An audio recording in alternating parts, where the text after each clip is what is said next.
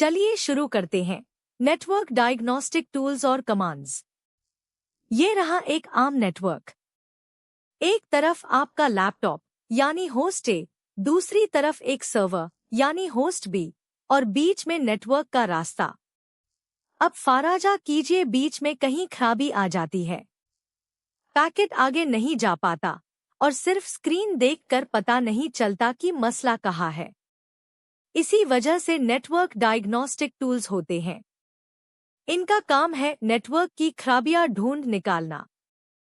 ये आपका internet connection और नेटवर्क कनेक्शन दोनों जांच कर बताते हैं। और सबसे अहम बात, ये दिखाते हैं कि दोनों डिवाइसेस आपस में ठीक से बात कर पा रहे हैं या नहीं। ये कमांड्स कहाँ लिखी जाती हैं?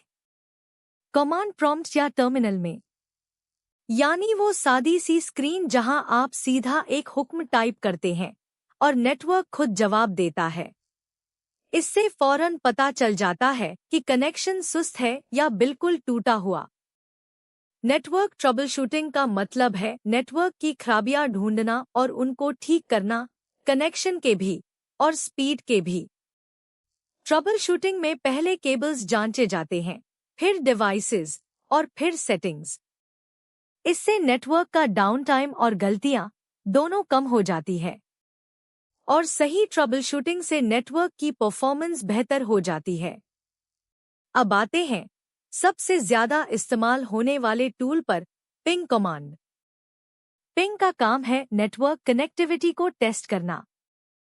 ये देखता है कि सामने वाला डिवाइस नेटवर्क पर पहुंच में है या नहीं, यानी रीचेबल है या नहीं। इसके लिए पिंग छोटे छोटे डेटा पैकेट्स दूसरे डिवाइस को भेजता है। जब जवाब वापस आता है तो पिंग उसका रिस्पॉन्स टाइम नापता है, यानी डेस्टिनेशन से जवाब आने में कितना वक्त लगा। अगर ये वक्त बढ़ने लगे तो समझ जाइए कि नेटवर्क में देर हो रही है। इसी वजह से पिंग सबसे ज्यादा इंटरनेट कनेक्शन जांचने के लिए इस्तेमाल होता है। किताब का फिगर यही अमल कदम ब कदम दिखाता है।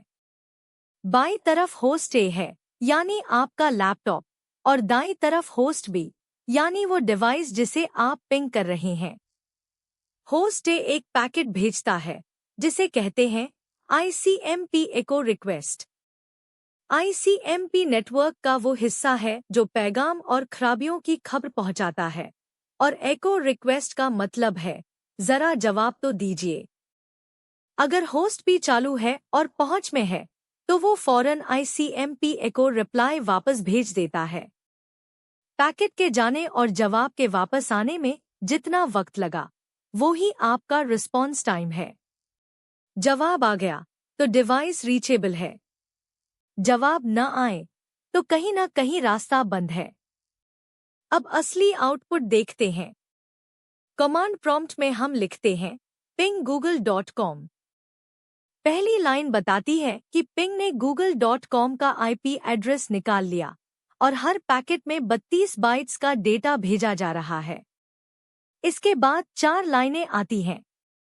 हर एक लाइन एक जवाब है, यानी एक रिप्लाई। हर रिप्लाई में एक टाइम लिखा है, 25, 24, 26 और फिर 25 मिलीसेकंड्स। चारों का औसत निकालें तो 25 मिलीसेकंड्स बनता है। इतना कम वक्त बहुत अच्छे कनेक्शन की निशानी है। आखिर में लिखा है TTL, यानी टाइम टू लाइव। ये बताता है कि पैकेट रास्ते में और कितने डिवाइसेस से गुजर सकता है। चारों पैकेट्स का जवाब आ गया तो नतीजा साफ है, डिवाइस पूरी तरह रीचेबल है।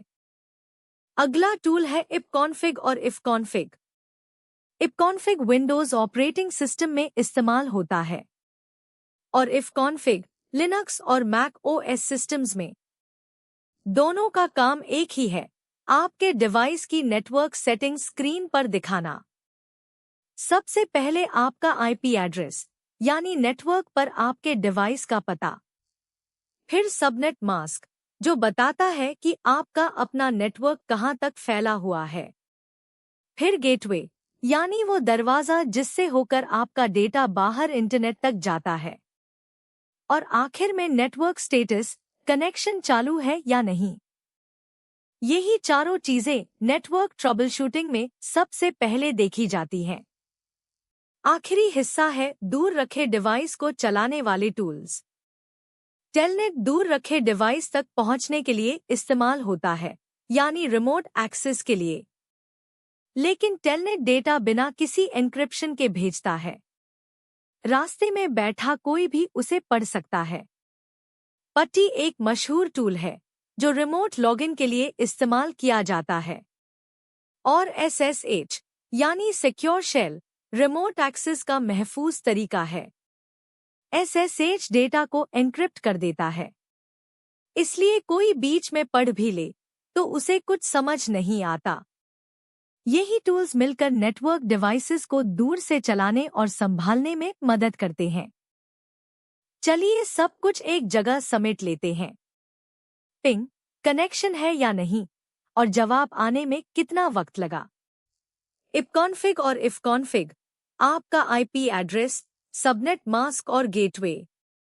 टेलनेट और पट्टी, दूर रखे डिवाइस तक पहुंच, मगर टेलनेट बिना एन्क्रिप्शन के।